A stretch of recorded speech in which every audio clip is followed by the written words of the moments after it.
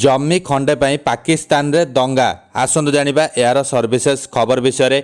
जमी खंडिया पाकिस्तान रो दुई जनजाति समुदाय मध्य रक्ताक्त संघर्ष घटी।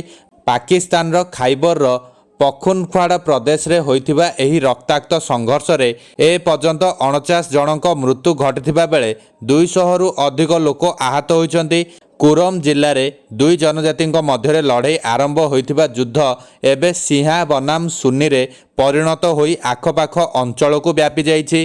केवल जुलाई 28 तारिख राति रे हिंसात्मक संघर्ष रे 10 जनकर मृत्यु होइथिबा खबर आसीछि। वर्तमान सुधा प्राण हराइथिबा लोकंक मध्यरु 35 जन सिंहा संप्रदायर होइथिबा बेले 8 जन सुन्नी संप्रदायर अटंती।